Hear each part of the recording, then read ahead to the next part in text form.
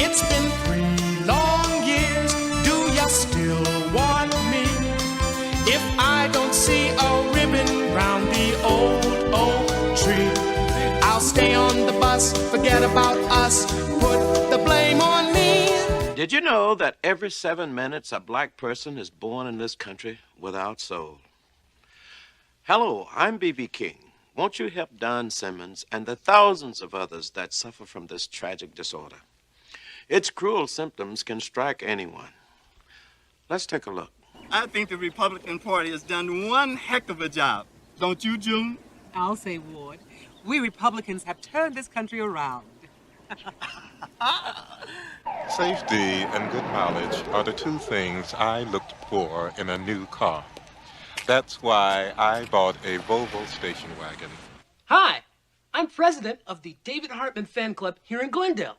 I've even met David Hartman once. What a neat guy. Chim chimney, chim chimney, chim chim cherry. A sweep is as lucky can be. Chim chimney, chim chimney, chim chim cheroo. Good luck will rub off when I shake hands with you. This is B.B. King saying, won't you please give, so that Don Simmons here and so many others can become useful members of society. Or below me a kiss, and that's lucky too. Write to Blacks Without Soul, Post Office Box 1305A, Atlanta, Georgia. Thank you. Hi there, I'm William Shatner. The Batman Superman, world's finest number 25 cover is coming out. It's terrific. People are excited. So am I. Maybe you will be too.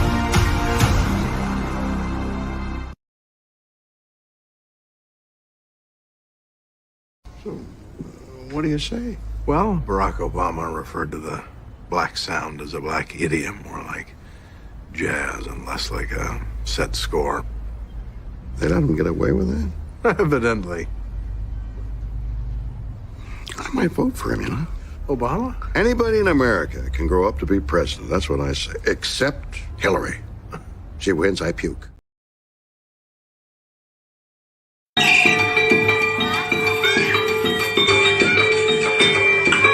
Wait! Hey, mas! Hey! No. You might not ever get rich. Let me tell you, it's better than digging a ditch or being chased by a witch. There ain't no telling who you might meet. A movie star, maybe even a Indian chick. Working at the car wash. Working at the car wash, yeah. They think I'm crazy, but I know better. It is not I who am crazy. It is I who am mad.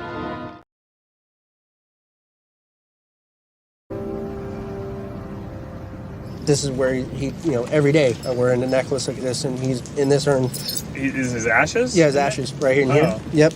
So both of my grandpas are here. What's that other thing on the necklace? It's a Punisher emblem. What's that about?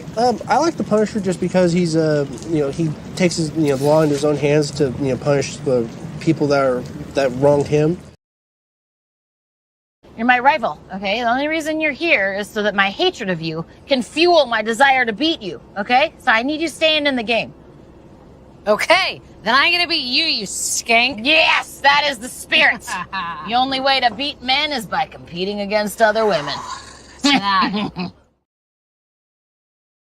What the hell is this? This is the bill that will convert the State Hospital for the Insane into the William J. Lepetamine Memorial Gambling Casino for the Insane. Gentlemen, this bill will be a giant step forward in the treatment of the insane gambler. Yes, bravo. Beautifully put down.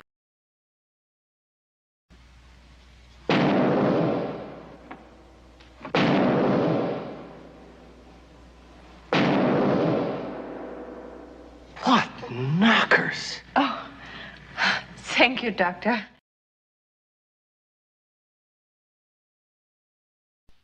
From the pen of America's wealthiest author, Irving Sidney, the man who gave us the bestsellers Irving Sidney's The Naked Virgin and Irving Sidney's The Power in the Flesh, comes Irving Sidney's sizzling new blockbuster. Hey, baby. Long time no see, huh? There must be some mistake. Come on, who you kidding? It's me. It's Bert. Look, I'm in town with the textile convention, and I thought maybe we could, party! I don't do that anymore. You better get out of here, or you wake the president. When President Harrison Chandler was married in the White House, it was the social event of the decade. The courageous president and his beautiful new bride. But she possessed a secret that could shatter her dreams and topple a government. I'll meet you in the Lincoln Room in 5 minutes. She was forced to live a lie when her sins came back to haunt her. She was First Lady of the Evening. Irving Sidney's First Lady of the Evening. A magnet paperback in easy-to-read type with no big words. Tell me, Senator, did you nurse Catherine yourself? What? Did you breastfeed her? Now, wait a minute. Yes, I did. Toughened your nipples, didn't it? Oh, son of a bitch. Amputate a man's leg and he can still feel it tickling. Tell me, Mom, when your little girl is on the slab, where will it tickle you? Take this thing back to Baltimore. Hi, kids. Randy Nader for Art Remnants. This weekend at Art Remnants, we're having a special one-time-only sale. We must make room for the new models, and everything must go. All originals, O'Keefe, Smotherwell's, Frank Stella's, just $7.98 a pound. You heard me right, just $7.98 a pound. Rembrandts, Mirrors, Picassos, and Cézannes, just $11.98 a pound. Marcel Duchamp's, $12.48 a pound. Max Weber's, $14.50 a pound. Man Ray's, $13.78 a pound. And this weekend, special one-time-only offer is Marc Chagall. Delilah has put Samson to sleep for the incredible low price of $4.44 a pound. Come on down to Art Remnants. Art Remnants sale begins this Saturday at all Art Remnants stores. There's one near you. Bye, kids.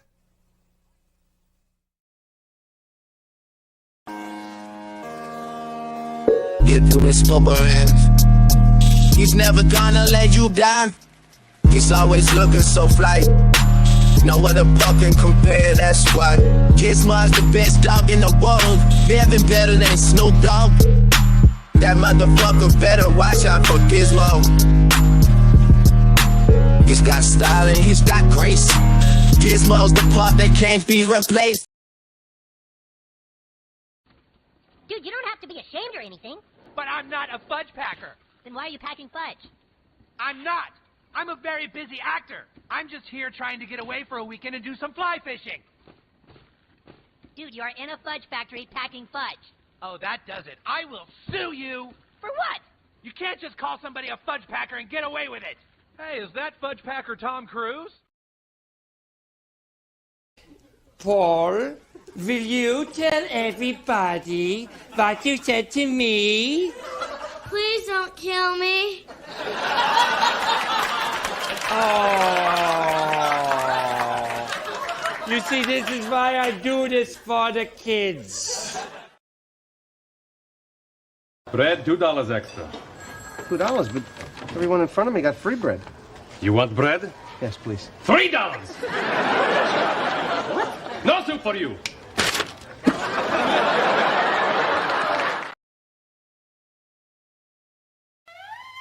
For shame, Doc. Hunting rabbits with an elephant gun. Elephant gun? That's right, Doc. So why don't you go shoot yourself an elephant? You do, and I'll give you such a pinch!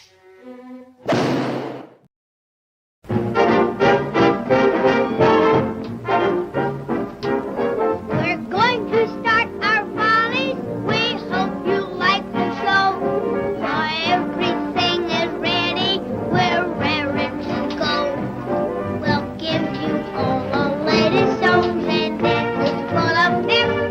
We're gonna start with high chops. Just watch this chorus steps.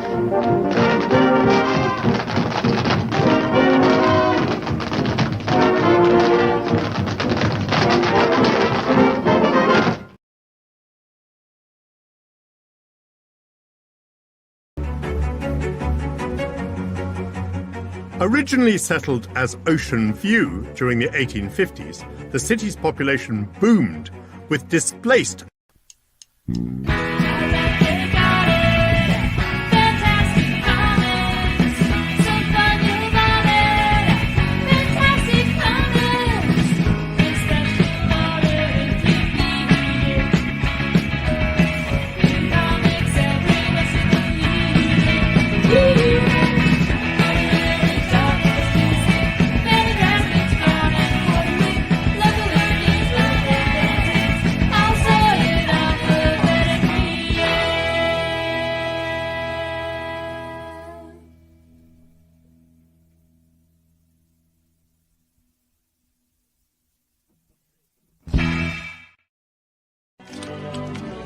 But in my own way, I am king. Hail to the king, baby.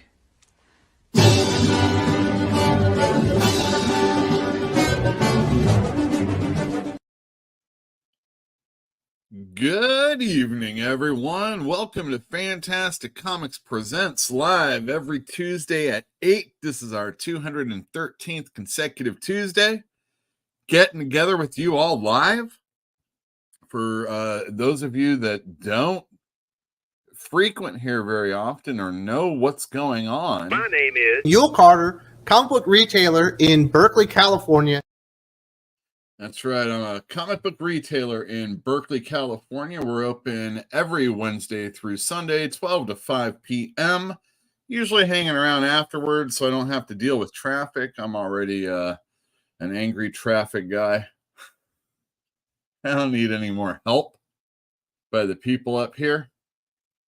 So I'm usually hanging around. Just give me a call. Maybe you'll hang out. We'll have a beer or something like that.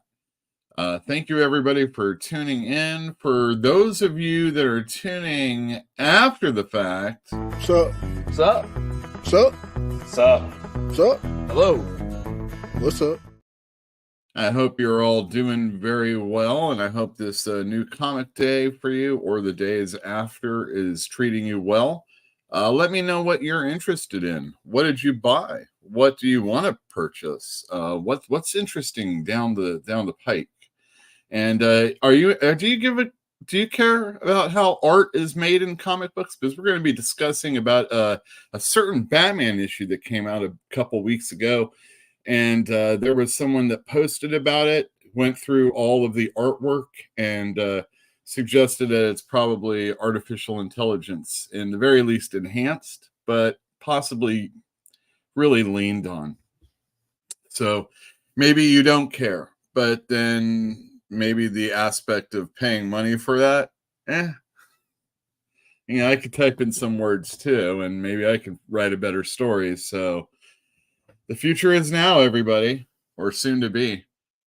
That's what we're going to be talking about. Plus, new comic book day, the best of last week. Oh, and from the best of last week, we're going to talk about some other stuff. But first, we like to talk about things that happen in the comic book store. So this is the segment of the show that I like to call this.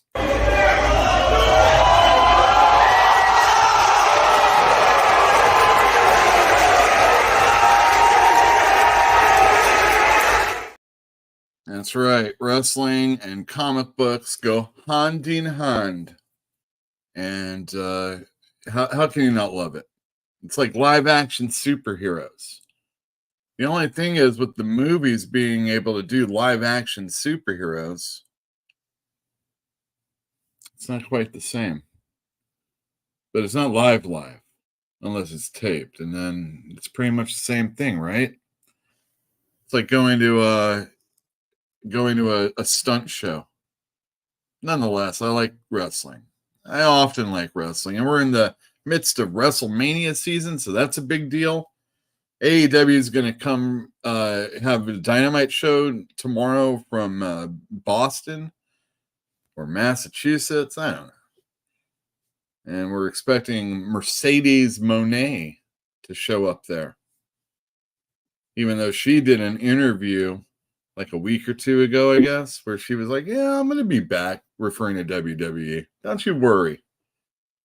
So should I really even care or invest any time in another product that I don't really care if I do like her? And if I do like her, but I don't care about that other product, is it going to bring me over there? So there wasn't a whole lot about wrestling. I didn't pay attention to Raw. This happened. Miro and CJ, Lana Perry? They split up. The Rusev from WWE, he had that horrible storyline where his wife was leaving him for Bobby Lashley, and then she was basically just dumped and he was let go. Yeah, what a thing. And also at the Oscars, I don't know if you saw Mr. John Cena, but we saw a lot of Mr. John Cena. And if you've seen any of the movies that he's done or watched The Peacemaker or Suicide Squad, you know John Cena's game. And he was he he wasn't so game that he was actually nude. So there were pictures that were shown. I don't know. Am I going to get in trouble for this? John Cena, everybody. He will cover up his junk, but he won't cover up his bald spot. And that's the wrestling. I know, best wrestling minute ever, right, ladies? Excuse me for a moment.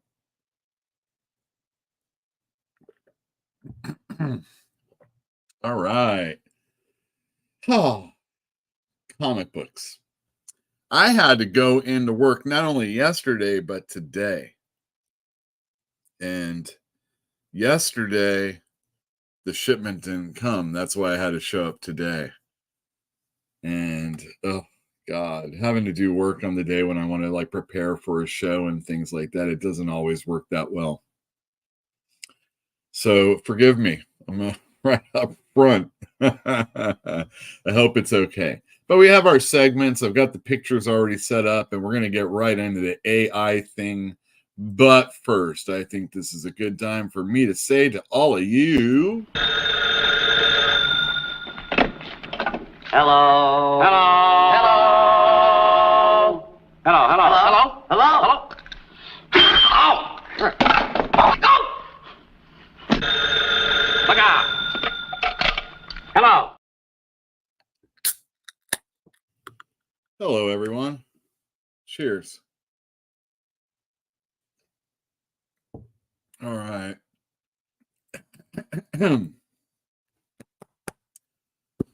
You guys buy any comic books? Let me know in chat. All right, first up, early in the days, right after I made the video. I can't stand digital assisted art in mainstream comics. I don't think I'll be a fan of AI comics. And as always, a boop for Gizmo. And that's where, do I still have it up here? Oh, yeah. Gizzy in a box. Isn't he cute? He just got a haircut. He's super clean. He'll be in the store tomorrow, everybody. So come say hi. Give him some treat money. That's what we like. All right. Fantinuum's next. Yo. I, for one, welcome our AI overlords. All hail to the super intelligence. Amen. Jilby Pills in the other room. Hello. Elithidler. Hey, everybody. Wayne Kramer. It's another Yule comic stream, though I watched Ryan Gosling sing I'm Just Ken at the Oscars. Had Slash, and the only thing I could say for the entire performance was, damn, Slash is so fat. Yeah, he's living good. Dwayne Muth. Greetings and salutations, Yule. Everyone in chat. Greetings and salutations to you also. A Battle Buddy, kind of interested in wrestling minute. Not that much. Corey Keller. Hey, Gizmo. Hey, Corey. Recent leaks makes it look like Stephanie had some knowledge about what Vince was doing, so she's probably never coming back. I gotta find it. Okay, there's gotta be a clip, or I gotta find what episode it happened. I'm sure someone's talked about it. I'm pretty sure it was SmackDown, and there was a segment where Stephanie was in the ring, and she was basically crying, and I think to Vince, like in the middle of the ring, letting all of us know about the people coming over to his house, or the retreats. And it basically sounded like she was saying he was passing her around. Like, wow, what a cad in story. Yeah, what is Stephanie now? I wonder. So you in the chat, if it's true, we got a hard reboot for DC coming. Is that something you want to see? I am kind of if it happens. I will wait just a little bit longer before that happens. But should it happen, this is what they need to do. Everything comes from the Legion of Superheroes. Here's a Legion. It'll never happen, but Perch just did a video earlier today talking about why he likes the Legion of Superheroes. See, it's on the outside. And it was nice. It was a good little video. I love the Legion of Superheroes. I'm a really big fan. I know Joe Corallo, when he comes on, I always joke about when he's going to be allowed to write that book, because I can't believe he isn't doing anything over at DC yet. But whatever. I think that would be the way to go with the DC. John Cena. Oh, wait. Oh, I almost blocked you. John Cena, hero of all the costumers, of the all costumers this week. Yeah, it was for the wardrobe scene, and then he had a toga when it came back from the pics. That was quite the scene. Jill had to make sure I saw that, and of course that's the reason why it's part of the Wrestling Minute Wrestling Mermaid.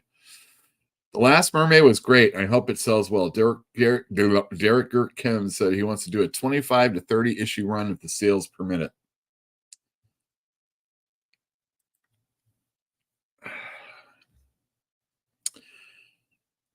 So I kind of compare. So I was on Thinking Critical this Saturday. Oh, Perch was there too. And I kind of mentioned that I thought this was a very special book. They had the possibility to be something special. You know, it just kind of makes me remember Bone. It makes me remember how Amulet, when it was coming out. If this is going to be a monthly 25 to 30 issues, maybe a little bit more, depending, I would love for sales to permit it. What we're going to need is sales to be decent in comic book form, enough to where they could get the Scholastic and the schools and the libraries involved. Should that happen, I would assume this is going to be an all ages type book, not unlike Bone. I didn't see anything in this book that would suggest that it wasn't going to be. But maybe the first panel of the second issue will be, fuck!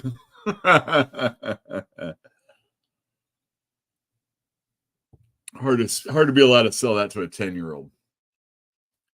Thought it was a really good issue, though. Pretty solid. Really, I was going through it with another customer and like showing them how wonderful it was. And yeah, it's a really good book. I like it. Beer Monarch. I got Last Mermaid off your recommendation. Not too shabby. Well, thank you very much. We'll be talking about that in a moment. Sean Hickey, as a younger reader, I'm game for a hard reboot. My only issue is, well, this is DC we're talking about. Rebirth was entirely based on the premise that New 52 failed too many key characters. Well, it did. New 52 was very exciting, but that was one of the times I saw old timers peel off. Older than me timers. I've seen older than me timers peel off a number of times. Back when Grant Morrison took over Doom Patrol, Keith Giffen and DeMatteis took over Justice League, Legion of Superheroes 5 years later.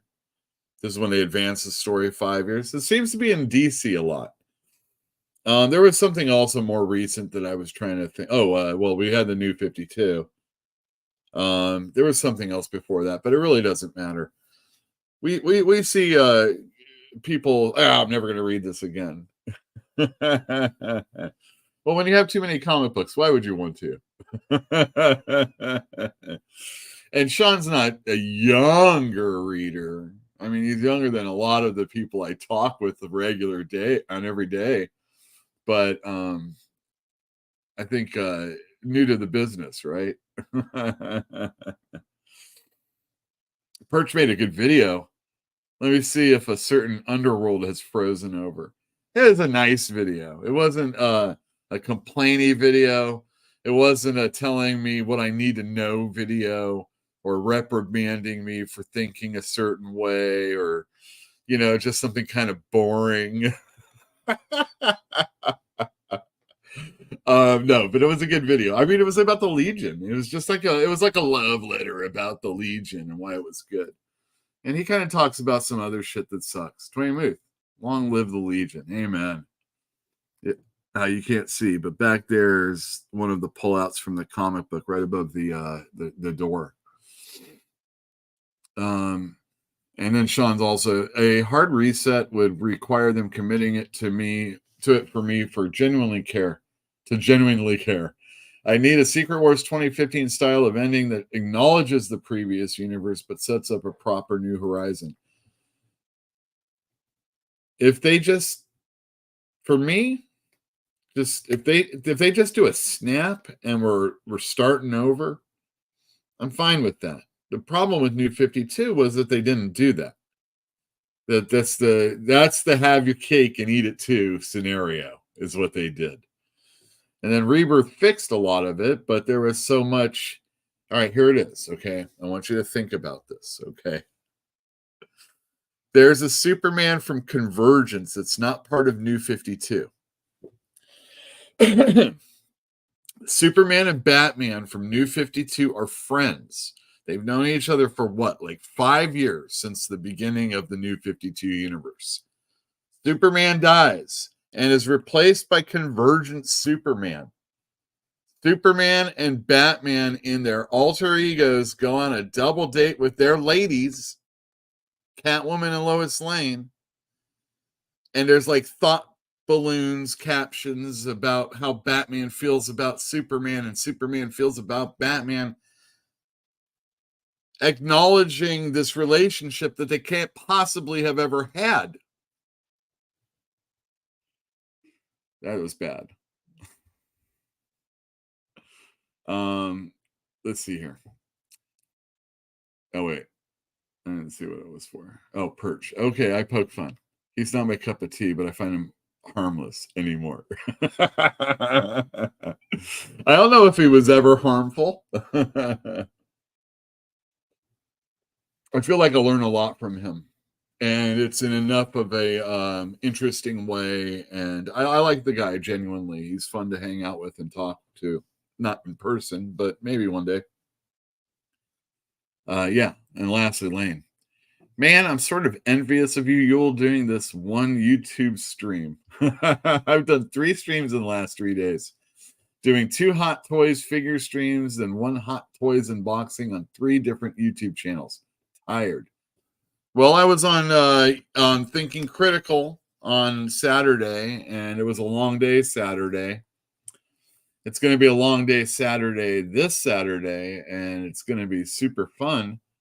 But yeah, man, doing the shows and having to be up, but I have to be up like that at the store anyway. So it's kind of this is just an extension of that. This is me talking to my customers. This is me talking to you. Maybe you have a store. Maybe you don't have a good relationship with your store. Maybe you don't have a store. And this is kind of that. And, you get to hear what my customers say to me, and some of that I filter through to you. And then some of the stuff that you're saying, I talk to my customers about, or maybe they find out about something. How's your father? Perch needs to go back to live streaming. I don't think it's going to happen. Maybe there'll be a goodbye one.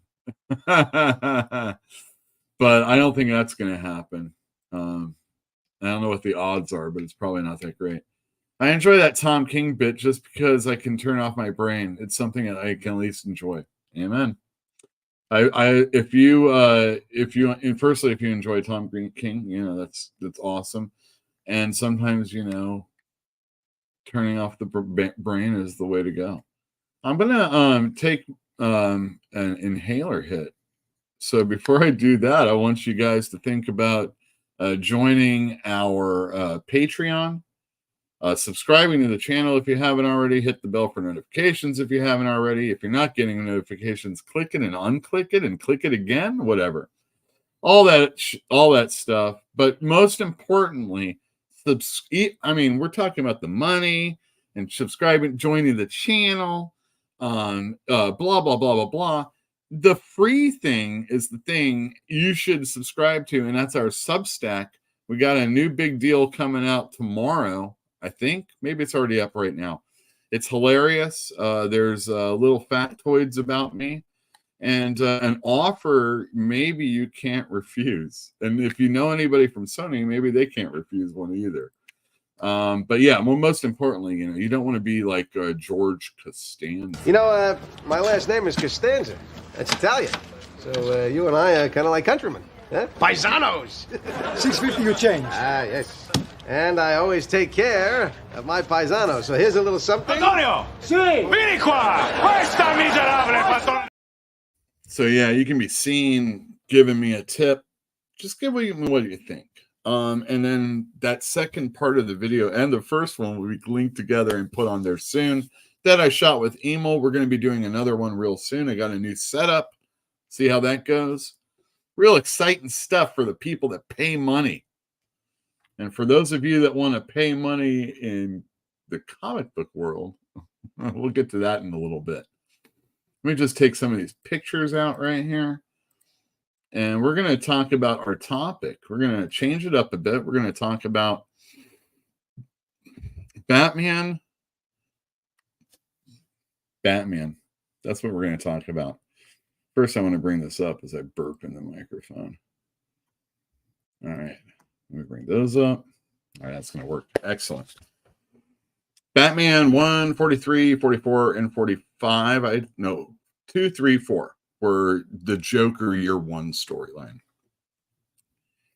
Written by Chip Zdarsky with art by Kevin Coley. But there was also other pieces that were drawn by Andrea Sorrentino, and Andrea Sorrentino has worked with on some really great books with Jeff Lemire. He does Bone Orchard Tenement and all the other Bone Orchard books. They've worked together on Gideon Falls. They've worked together on Old Man Logan. They've worked, and not just that, but Sorrentino's done all sorts of stuff. But those guys are usually working pretty tight with each other. But he did some of the fill-in or the future storyline of Joker versus Batman, as we're finding out a past story of Joker and how his first run at being the Joker went.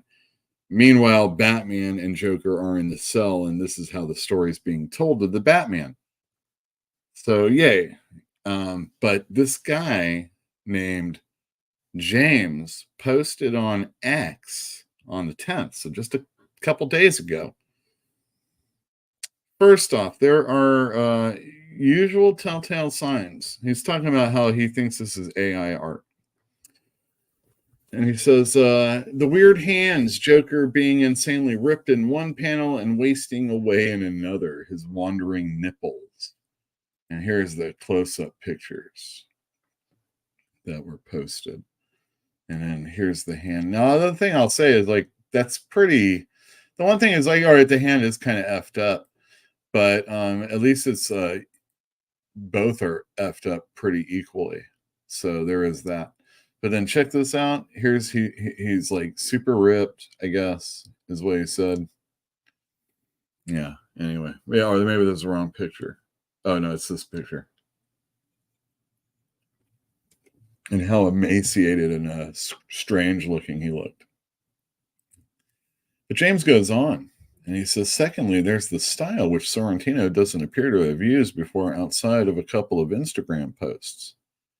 His other work is very distinctive, heavily photo-referenced, high contrast lighting.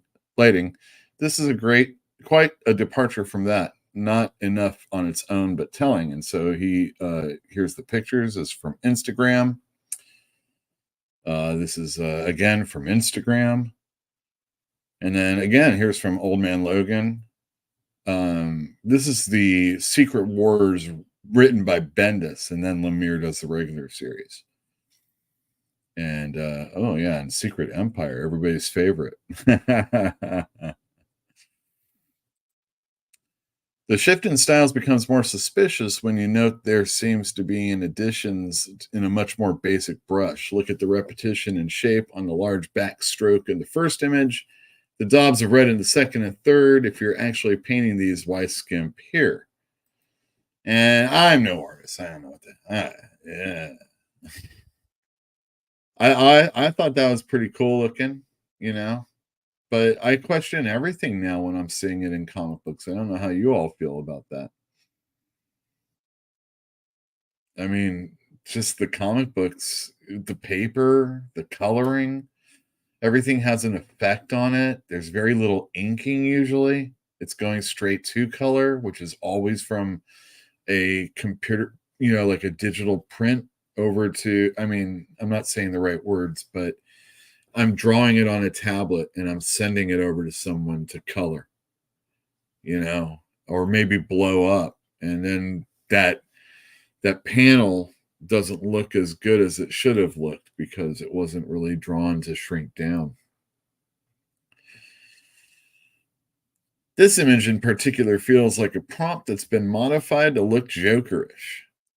Why the washboard abs, the ripped jeans and sneakers? Hardly screams Joker. Smart move hiding the hands, though. And yeah, there you go. There's the picture.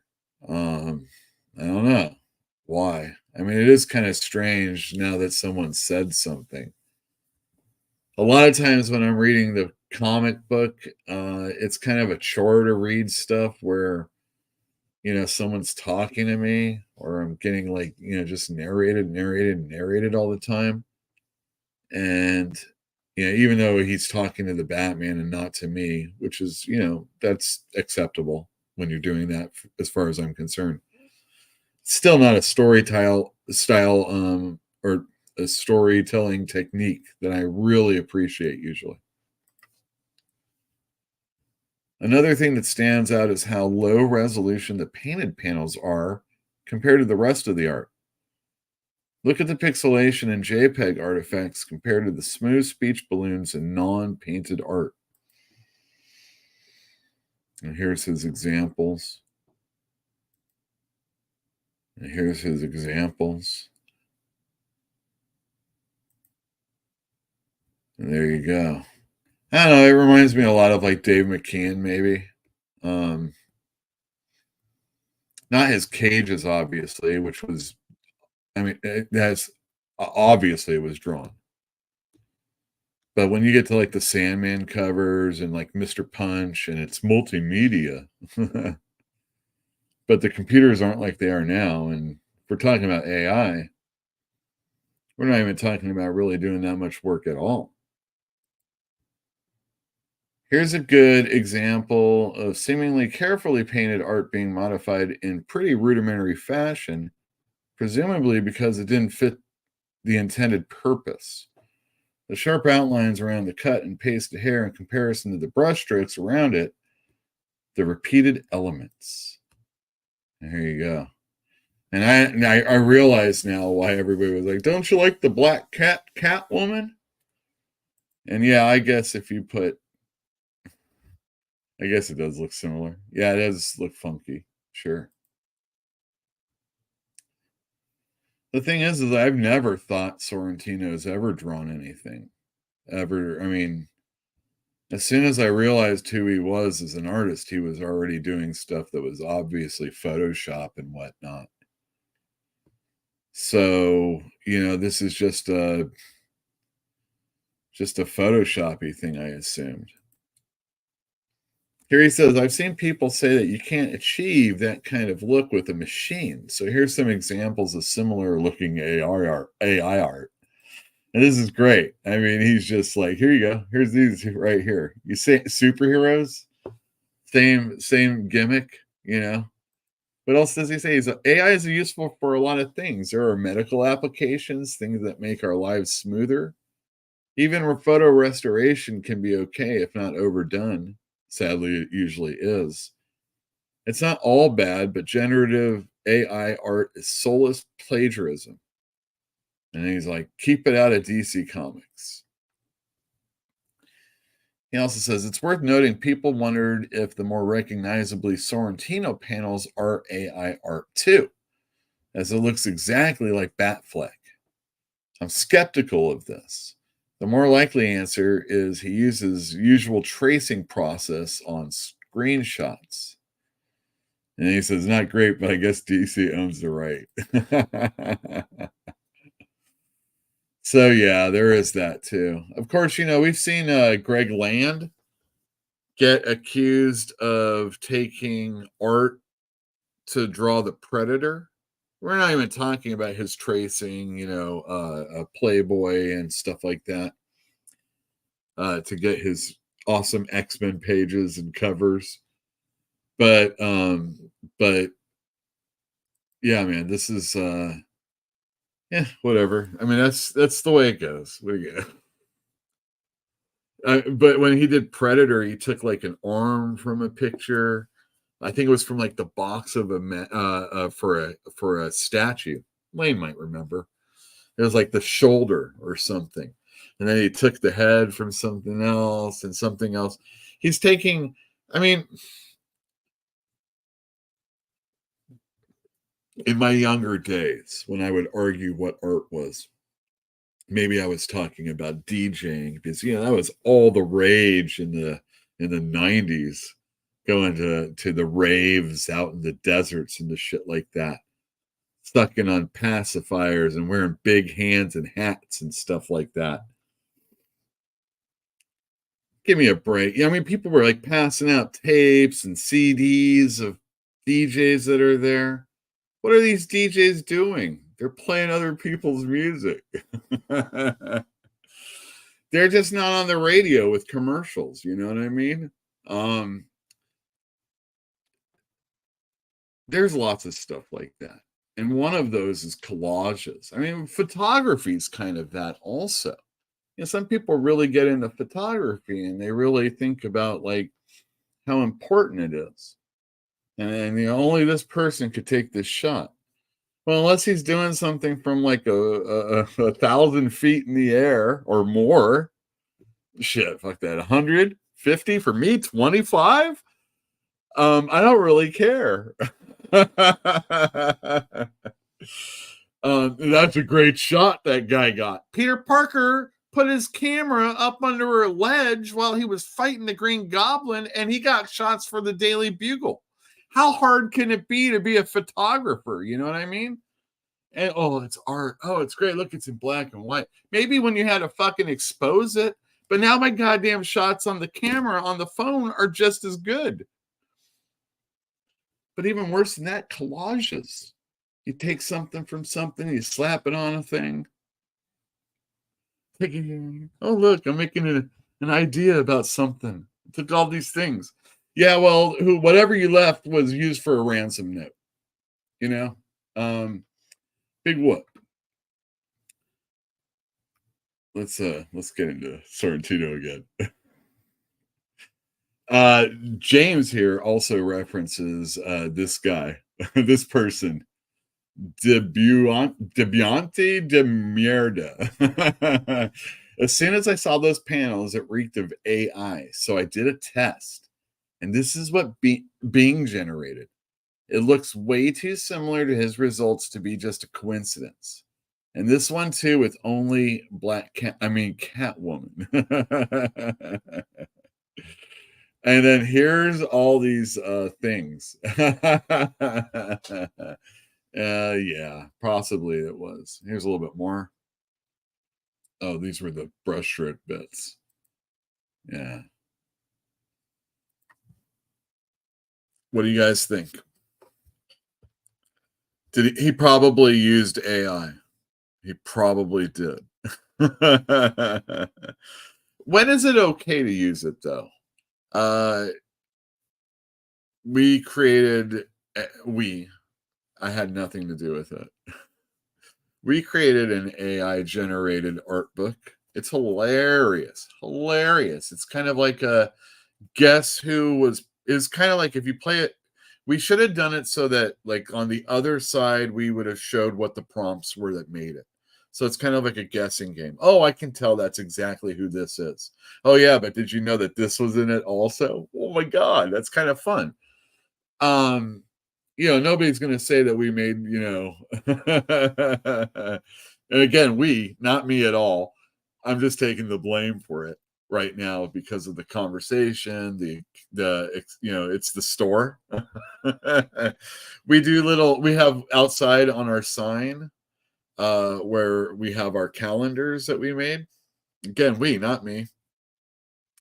We also have little AI generated booklets that are in there. Just take one, find it, take it.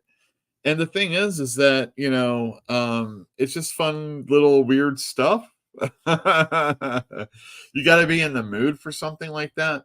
But when you're passing it off as legitimate, I mean, Batman is one of the most expensive monthly books that's going on right now. And I'm not even getting like the full effort of the person that's working on it. Is that a slam? I mean, is Sorrentino, then you're going to wonder about who's getting paid what. He's only doing about 5 or 6 pages, and the rest is being done by Cam and Cully, the heavy lifting. And Cam and Cully is doing his usual good work. Now, whether or not he's drawing on a paper, whether or not it's inked or colored in the same way, these are all factors that have to play into that. But if it's page for page, is that an even thing? How much did you really do? Earlier today, we were screwing around with Batman AI pictures. I mean, they were looking damn good, they were looking really good. It's scary. I know. I can't remember what the name of the book is right now because I'm so stupid. But one of the guys I used to hang out with on the Wrestling Council made comic books, and he's talking about some AI art, and he's like, "Oh, I put in my guy's artwork, and I looked to see what I could come up with." He's like, "I kind of like it; it's pretty good." And he's like, "Oh, but I'm going to stick with the original." Yeah, no shit, you got it number 1, and that would suck if you did that. But I know that he has to be considering that for the inside, or at least on some things. If you're waiting for something to get done, it's only a panel. I mean, if I can never draw, and I say that as someone that's like, oh, I could never do this. I can never run a business. I can run it, but I'm learning a lot. Could never play a musical instrument. I'm trying. I'm actually doing stuff. There's like things you don't think you can do. But really, I have sat down and tried to draw. I just don't see it the right way. But even still, I pounded out. Oh, put out a few things, but it's not like it was anything really super sequential. Only for myself, it was never going to get done. But had AI been available to me to do this when I was younger, when I was creating, when I was able to do something, when I didn't have the means or I didn't have the connections to get something done. But again, now we're talking about somebody that does have all those things. He is in the position where he's getting hired to do stuff. And I'm not just like fucking around making my own comic book. You know what I mean? My buddy, I remember he made a comic book on clip art. You know, I mean, it's kind of the same way in a way, but that's what the clip art was made for, you know? Nobody that drew something, let's say if they're very prolific, let's say like an art germ, and, you know, that kind of calls into question sometimes, like, you know, how great something is. I don't know, man. It's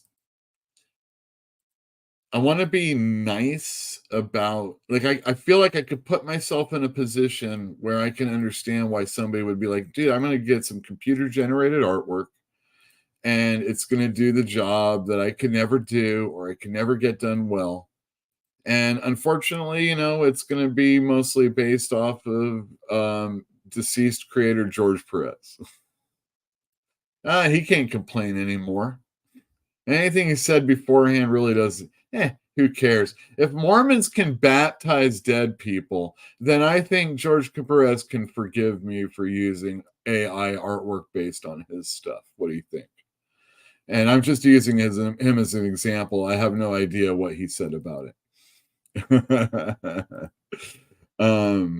But, you know, I mean, I could see like the concept behind it, but when we're starting to pay money, when I'm sitting on books that a person's like, I'm not going to fucking buy this shit. This guy didn't even fucking draw it. It's bad enough when they don't ink it. It's bad enough when they don't color it for real. You know, it's just like, I know that you don't get paid a lot. I know you don't make a lot of money doing comic books, but that's like, charge more money. And this is where we come into like, you know, oh, all right, I tell you what, I'm willing to pay for your work if you charge more money. But now I've paid for your work when I didn't pay as much as I'm saying I'm willing to pay. I don't know if I can guarantee that you're going to be able to get that shit done. You know what I mean? All right. I think I've railed enough about it. Let's see if I can see what anybody says. Yeah. Inhale away. I did, man. I smoke too much. What can I say? Tenement Legit has been a blast to read, and I feel it's hella slept on. Well, you know, I haven't read any of the Bone Orchard stuff. My last one with those two together was Gideon Falls, and I loved Gideon. It's Gideon Falls, right? Yeah, Gideon Falls, and I love that one. That was a really good one.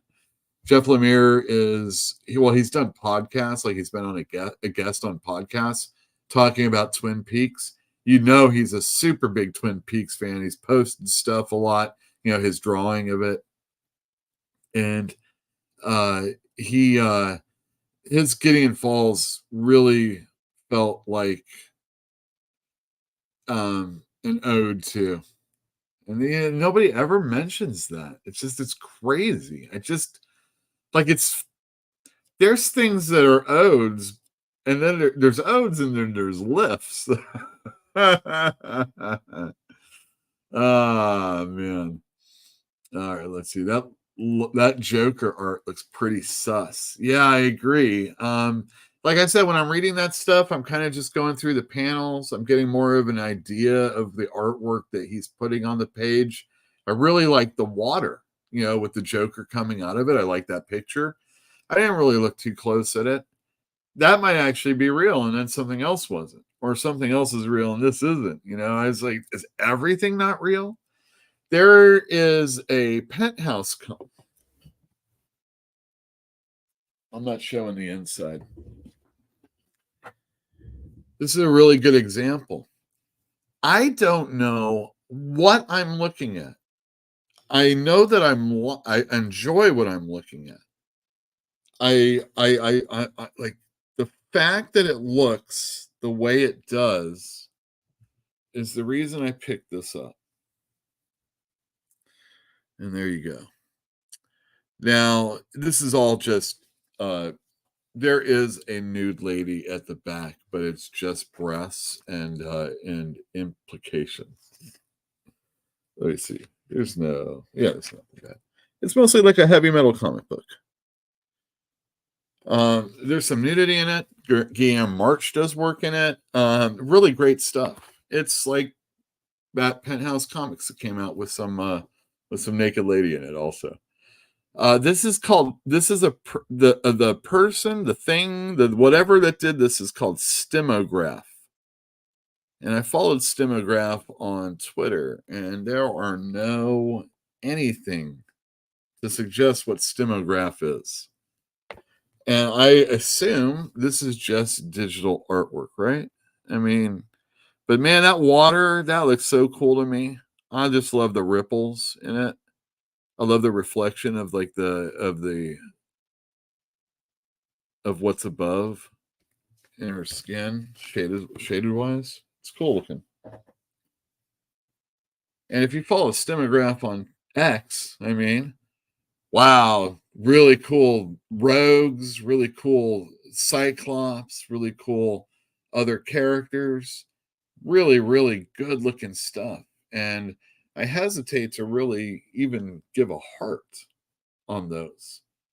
But sometimes I do just so I can tag them. But my goodness, am I really looking at what I'm looking at? Is it good? I mean, is it real? Does it matter? If we're all in the Matrix, when we all finally choose to go into that big computer in the sky so that we can work that 9-to-5 job still, will it matter if the picture that I'm reading is really a picture that I'm reading? You know what I mean? All right. If it's not AI, then the artist should be able to provide evidence pretty easily. Yeah, I guess. Lane says it looks weird. Sean says there's certain styles that just look AI generated. And honestly, that this looks pretty damning. It's like Sorrentino's style was filtered with, I think, Arkham Asylum or a Serious House story. All right, how about this? How about Sorrentino only AI generated Joker artwork using Andrea Sorrentino's artwork, even though most of it is photo referenced? Would that be okay then? Because the problem with AI that most of the people that are upset they're living say that, oh, well, we're not credited, we're not getting any money from that. I think that's understandable. You know, that is understandable. But now Sorrentino is only taking Sorrentino style stuff, and he's AI generating it that way. Is that okay? Yeah, I don't want AI during my surgery. Why not? Battle Buddy, his style reminds me of Bradstreet. Do you agree? I thought Bradstreet was always a little bit linier. I don't know. We'll have to talk about that in store. Dwayne Muth, I gave up on Batman with 129. Failsafe nonsense and ship is all over the place. I do like Batman Off-World and Batman First Night. Done with reboots too. Usually repetitive, empty events too. Wait. What event is not repetitive and empty?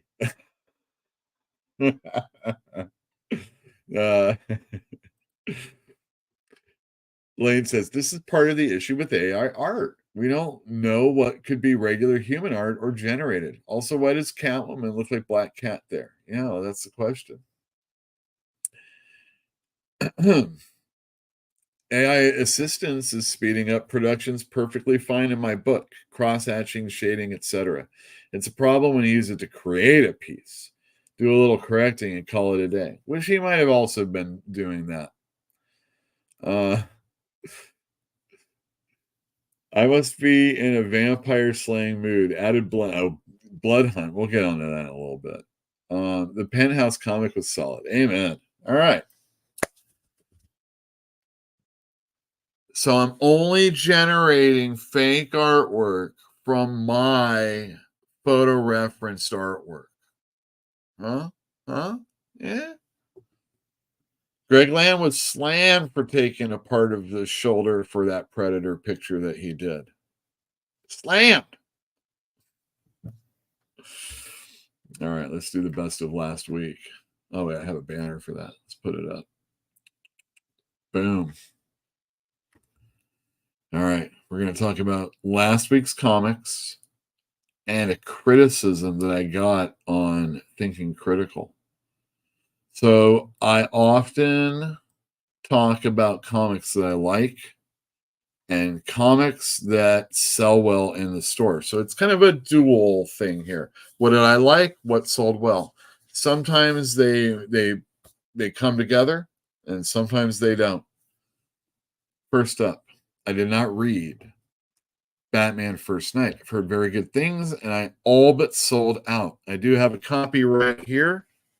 I do want to read it. I do like Dan Jurgens and I do like Mike Perkins. So I'm looking forward to it. But I can read too many Batman books, you know what I mean? All right, so that was 6. Number 5. Spectacular Spider-Man. I have yet to really read it. Humberto Ramos did the art, Greg Weisman's the writer, and it sold very well. It's also in my collection and on my pile, so you know I'm down. A book I didn't read that I sold out of that I reordered, but I already know people that are going to want the copies that I have coming in. Last Ronin 2, Re-Evolution, number 1. This is a follow-up from The Last Ronin that was a super great hit.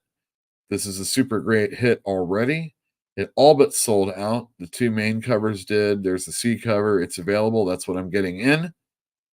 And yeah, to those of you that got it, congratulations. To those of you that don't, good luck. Number 3, we've got Kneel Before Zod by Joe Casey and Dan McDade. I follow Dan McDade on the X. He's interesting. I think he's a Brit. And I like his artwork a lot. He's doing a Matt Kent comic book also. And this is a fantastic issue of Kneel Before Zod. No spoilers, but something really, really big deal happens. And building off the issue that came before it, wow, what a great first 3 issues to maybe call this the first chapter.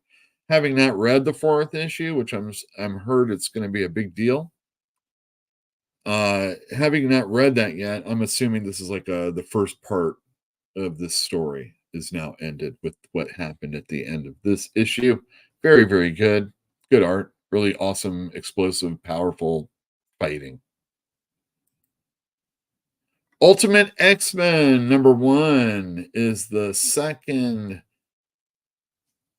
runner-up to best of the week. Best of last week. Written and drawn by Peach Momoko. Peach Momoko. It tells the story of what is looking to become armor. It's all about armor, all about armor's past, and it's very mysterious. There are a bunch of characters, but they're just there to kind of feed our main character. And it's her days that we're going through in this issue. I heard as the 2nd and 3rd issues, Perch said it on Thinking Critical, as the 2nd and 3rd issues come out, it's going to be a little bit more like X-Men, so you shouldn't worry too much. But if you're not a fan of Peach's artwork, I can understand that. I had a customer say, I don't want to read this manga stuff. And I understand. But it was very interesting, and it was different than the other 2 Ultimate books that are coming out right now. So it was a nice little departure. Good first issue. Which brings me to my appearance on Thinking Critical. At the end of the show, we talk about our favorite books of the week. And I talked about Kneel Before Zod, like almost everybody on the panel. And then I talked about Ultimate X-Men and enjoying it and thinking it was interesting and everything I just told you. And then I talked about The Last Mermaid. And I was like, this was a real special book. I'm very interested in how this is going to go. And it just could be something that we're going to talk about for a long time. It tells a story about a mermaid on a planet where their water is no more. And the water that's in her spacesuit here is going bad because you can't just keep breathing the same thing. So she's looking for water on this planet. She's like, well, there's a fissure here. If I go to sleep, I might never wake up. She's got this little, like, a friend with her. And it just feels like an animated movie, but like one of the good ones. And it's just very interesting. But as I was telling this guy, I'm assuming a guy, because who would be, what woman would call themselves Chachi in charge? You know what I mean? But on the right, it says, anyone who recommends Last Mermaid absolutely cannot be trusted. Embarrassing pile of doo-doo. And then follows it up at the end and says, and he likes Momoko? Oh, God. Opinion irrelevant in caps. That hurts. Opinion irrelevant. That's okay.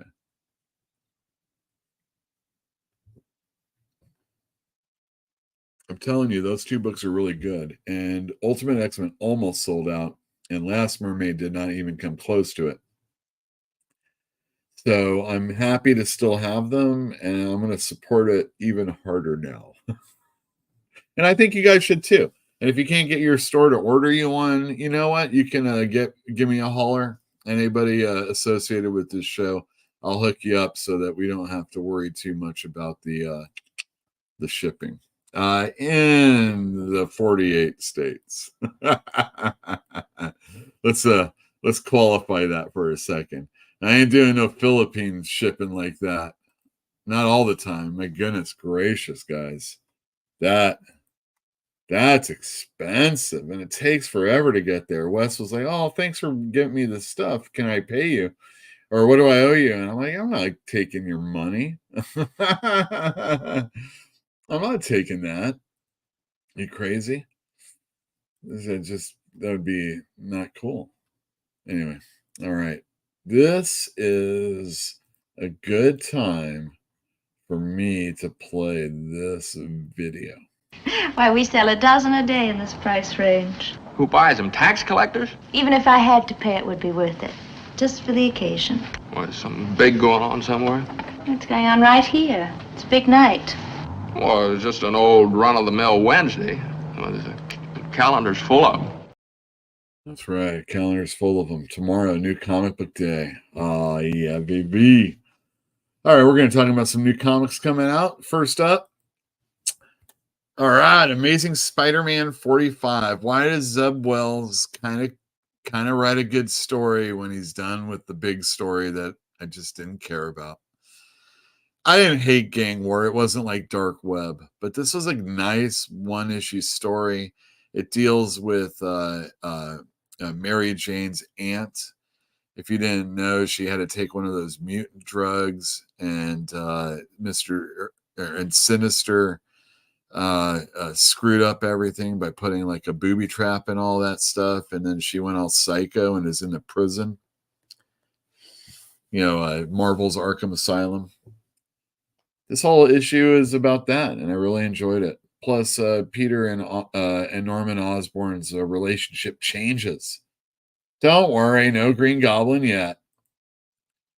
Next up, we have the last issue of Jason Aaron's Action Comics run. It was a 3-issue Bizarro story. I haven't read this one yet, but I'm caught up, and I've been enjoying the first 2 issues. And Jason Aaron's return to DC seems to be doing well for him, and it's making some tolerable DC comics also. For those of you that don't know, next time we're going to get the opening salvo of the 8-part Brainiac. Oh God, I forget what it's called. Brainiac World, Queen Brainiac. I don't know what it's called. But yeah, there's going to be a Brainiac storyline that's been kind of like the seeds have been hinted at in Superman, and now we're going to finally have a real cool a big event, Superman event. Next up, a book I already read, Green Lantern #9. Oh my goodness. If you wanted to know about the Power Ring and why Green Lantern, Hal Jordan doesn't have it, why Sinestro doesn't have it, his Yellow Ring, why so many Earthlings become Green Lanterns, it's all answered right here. Well, maybe not that Sinestro bit. I might have been overshooting. Nonetheless, this is a really good issue, and maybe in a sense, kind of a key issue. Plus, Pie Face shows up. Wait, not Pie Face. Is that what he's called? I forget. It was some slur like that. The Inuit guy. Anyway, Transformers #6. Oh, a sad issue, everybody. This is the last drawn interiors by Daniel Warren Johnson, though for 6 more issues he's going to be writing. Please, oh please, oh please, Robert Kirkman, if you care anything about Transformers going forward, you got to get Daniel Warren Johnson for another 6 to 12 issues. I just can't possibly care. I don't even know if I care if he's not doing the art, but I know I don't care if he's not writing it. And you got to do something because we're in dire straits. You know, Joshua Williamson is doing those 2 5-issue miniseries, and those are really good. But then we're getting Dan Waters and Kelly Thompson to do 2 5-issue minis. And I don't know. I don't know if I can do that. So I hope Kirkman knows. And Kirkman we trust. All right, next up, we've got Immortal Thor #8. I read the first issue. I didn't read the second issue. I tried. I tried. But I have customers that really like it, and it sells well. So what do I know? Next up, Ultimate Black Panther #2. Boy, did I enjoy that first issue. Boy, did I sell out of that first issue. Is here a trend here? I recommend picking this book up. And if you didn't get the first issue, I got the second prints in, but not a ton of them. So you know what to do. Fall of the House of X #3. All right, I'm behind. I haven't read #2. I haven't read Rise of the Powers #2. And I didn't read the X-Men issue that everybody was hating on. Oh, so much to get caught up on. Teenage Mutant Ninja Turtles. Well, I don't even get that many to really have to tell you about it. But I am going to tell you about 150 being the last issue. So this is a penultimate issue. Sometimes important things happen in this. I'm not going to read it, and I don't care. But I know there's a little boy that's going to come in and get this. So if you want to get one, you better hurry up. The last issue is going to be like $10. IDW's learned a lesson. Charge more money. It's going to have a bunch of covers, and I'm going to get one of the incentives. So maybe we'll do a raffle on it. Avengers Twilight #4. I've kept my numbers steady. I've even done reorders. The third issue sold out from distribution, so I can't get any right now. And the second issue went out of print. I got the second prints of that in. So 1, 2, and 4 are available to you. Oh, thank the Lord. Ghost Rider's back with his final vengeance. Who is going to be the spirit of vengeance? Who cares? I mean, the only thing the Ghost Rider has that's cool is a flame and skull and like a motorcycle. They took that away and gave one of those to a guy, a car. They told me that there was a guy on a horse. They made a guy on a mammoth because he was the spirit of vengeance from like the year 1 billion. Ay, ay, ay, ay, ay. I think you gotta figure out what the cool mode of transportation is. And then you gotta give the ghostwriter that. Because like I don't think like choppers and motorcycles are really that anymore. And I know, like, he was Hispanic and he had one, that car, Robbie Reyes. But we just need something a little bit more, I don't know, today. What could that be, guys? Don't give it away for free, though. Screw Marvel. What? Peter, I'm sorry, Marvel. You gave Peter David a job, so thank you very much. He's been doing all these symbiote Spider-Man stories, which are based in like the 1980s when the symbiote Spider-Man, thing happened before he was Venom. Well, this is 2099, so Miguel O'Hara is going to have to deal with this. If this is indeed the main cover, I only got one of them, so I'm going to have to get that to Bruce, guys. I hope you guys can handle that.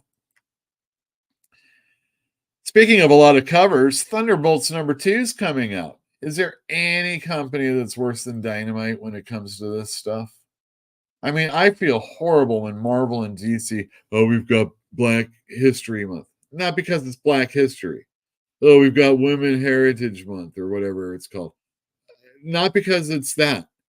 It's because we're doing 3 covers. Now we're doing 4 covers.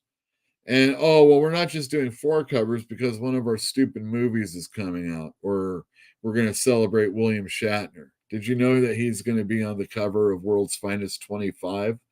I don't think you might be interested in it. I think you will be interested in it.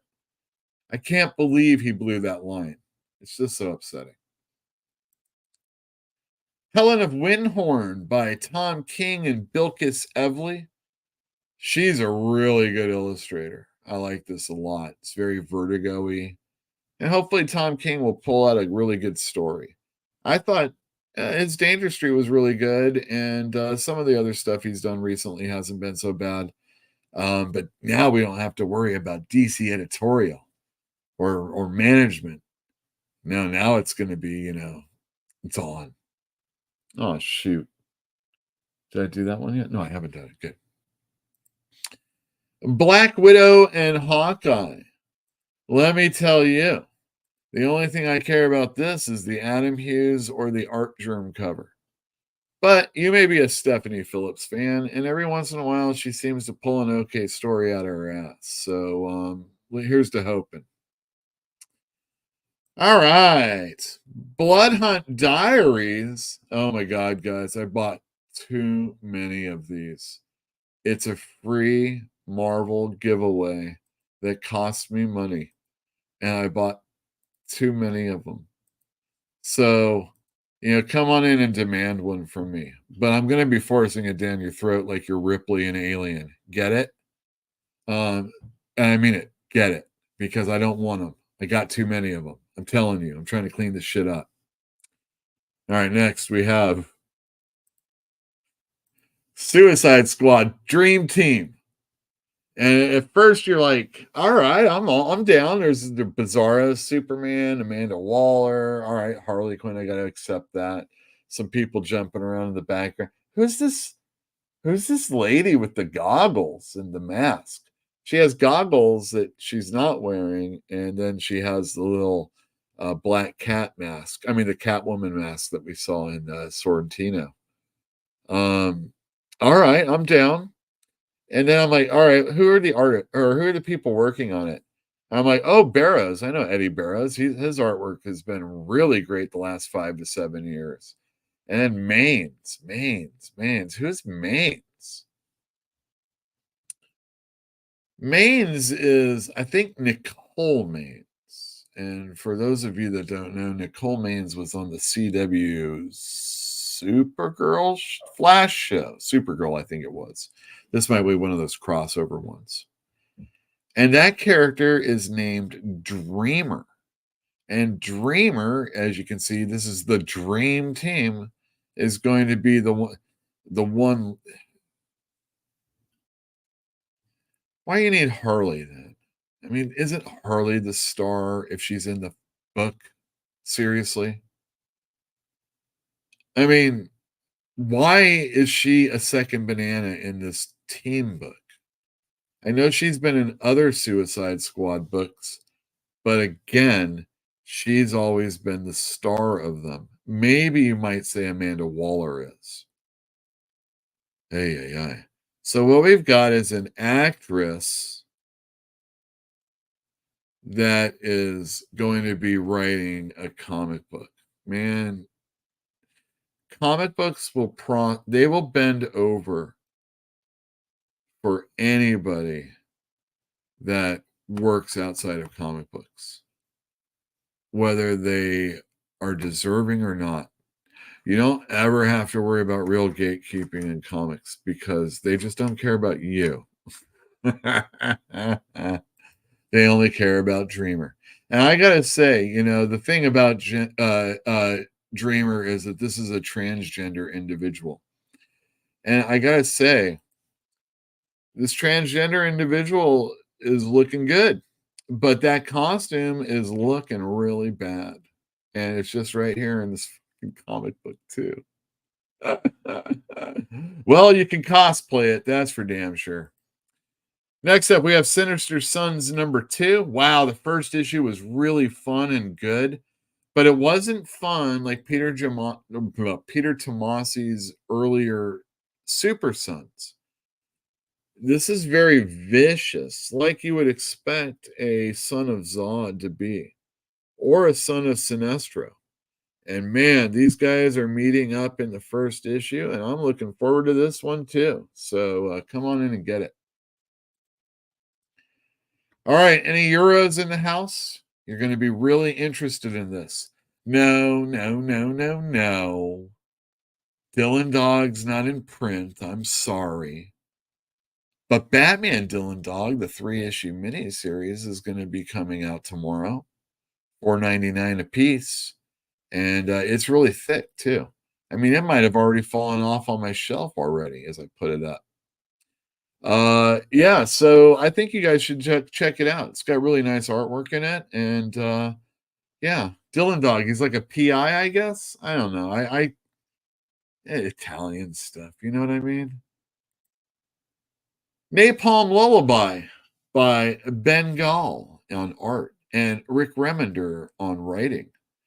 Rick Remender recently did Sacrificers, which is going to be coming back soon. And wow, that is a really, really hot series. And Ben Gall and him have worked on books in the past, and I'm looking forward to this. I really like Ben Gall's artwork. And there's also variant covers, one by Daniel Warren Johnson. Pick it up. All right, next up we have Monster Fan Club by Shaky Kane. This is a floating world comic, I think it is. And if you like really fun Kirby-esque artwork that's silly, you should pick this up. It's magazine sized. I can't believe we're ending on the next one. I Heart Skull Crusher is a Boom comic book, and this young woman wants to be a part of this sport. I can't remember what it's called. It's like a Destroyer Ball or something like that. And she really, really likes the Atani of this sport. And that person's name is Skull Crusher. So this is I Heart Skull Crusher. And it looks like, a cool comic book. Maybe it might be fun. You should check it out. And lastly, we have Batman and Robin and Howard. Oh, geez Louise. I need to get my book in the other room, so I'm going to play a video for you. Batman, Robin, and Howard. Firstly, I am getting a little famished. Maybe I should share one of my favorite places to eat. pepperito high, pepperito high, pepperito give me hyper-diarrhea. High pepperito high, pepperito high, pepperito give me hyper-diarrhea. Whoa, give me hyper-diarrhea. Whoa, give me hyper-diarrhea. Whoa, give me hyper-diarrhea. Diarrhea's in it, hyper-burrito. Give me hyper-diarrhea. No, I thought it was in this book, but it's not. Oh, that would have been really cool if it was. Oh well, some other day. Batman and Robin and Howard is an all ages book that was put out in graphic novel form. It's written and drawn by Jeffrey Brown. Jeffrey Brown did books like Clumsy. They're autobiographical and embarrassing, and I mean, if it's on your bookshelf. And this is a fun one for the kids. Yeah. So that's where we're ending on that new comic book day for the kids. Let's go to comments, and we're going to talk about a couple more things before we're done. If I ever did a raffle, and maybe not a raffle, just kind of like, oh, who wants to buy this? Someone in the chat, we do one of those. It'd be a little earlier, maybe. But I did stuff like Epicurus the Sage. Would something like this be of interest to people like that? We wouldn't do it through PayPal, but we have like a credit card thing set up so that this is Sam Keith, William Messner Loeb, Bill Messner Loeb's predecessor to things like the Max. I got to make sure there's some boobs in here. So this is like early Sam Keith. Fun stuff. Let me know in the comments after the show. What is Blood Hunt Diaries? Why, I don't know. Your comic store should have it. I mean, it was free after all. This is what I put in this book. Damn, not the thing. This is what I put in the book. I got that from like a... Don't let its title fool you, because I Married a Monster from Outer Space is not a cheapy monster movie. Sure it isn't. Sean says, I'll take a diary off your hands. Well, thank you very much. Why is Harley looking so ugly? I don't know. Dano's Riddler. Ain't that true? Yeah, Helena Winhorn. I'm interested. I haven't really checked it out too much yet. I like Bilquis Evely. Like, I could read an entire issue of something. Let's see. All right, very good. I wish Percy wasn't pissing away Ghost Rider with the Hood. Oh, mixing. Oh, I don't know. Very good. All right, excellent. I think we're almost done. This is hold on a second.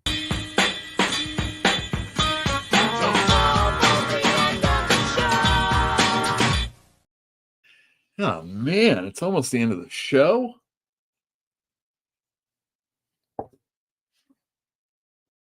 These are all my awesome patrons right here. Thank you very much. Oh, yeah, thank you very much.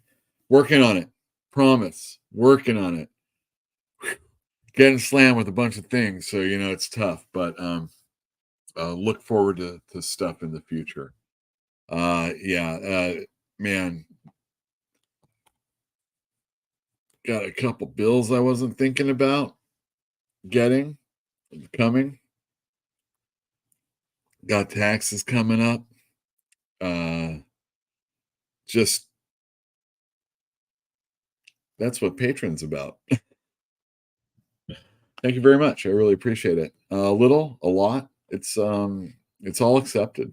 And again, remember our Substack. You should go sign up for it right now. It's Fantastic Comics. It's free. It's funny. It's insightful stuff. It's interesting stuff. It's just it's a hoot. And yeah, we have they're evergreen. They're just great little columns that are written, and it should be known by a lot more people. I guess that's it. I don't have much more to say. I think this was a pretty tidy show. Thank you very much, everybody, for tuning in. I'm going to see you next week. And yeah, that's it. See you tomorrow.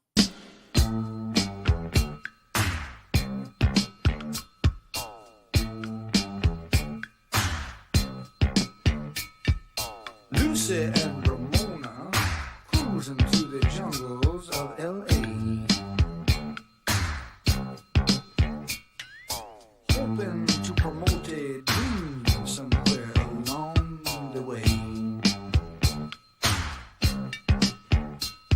They're rolling through the streets, looking for a disco, passing up the treats from a kid named Cisco, trying to make connections with their blemish food complexions, and just as fate would have it, ended up with Sunset Sam.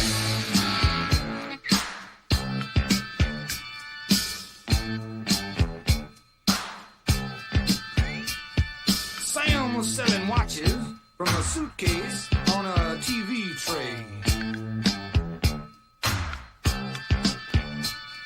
And Lucy and Ramona kept trying to figure out if he was gay. The three of them were standing, staring at each other, when the light behind their eyes blew each other's cover.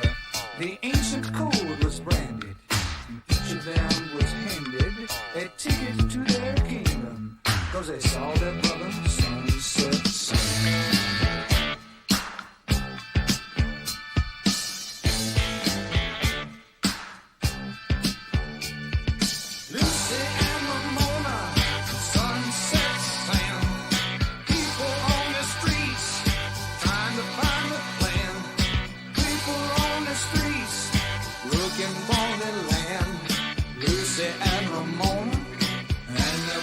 Sunset Sam.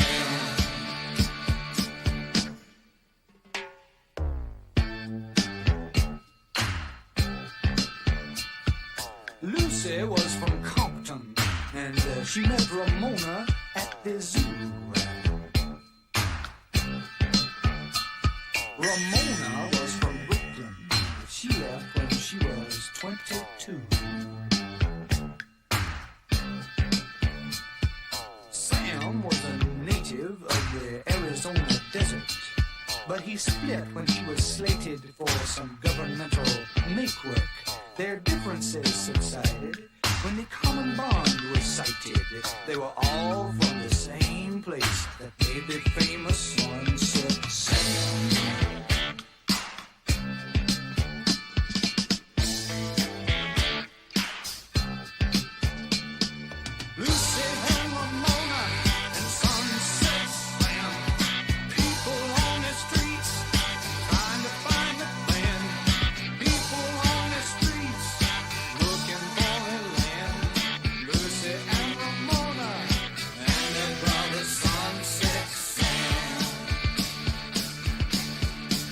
Yes, sir.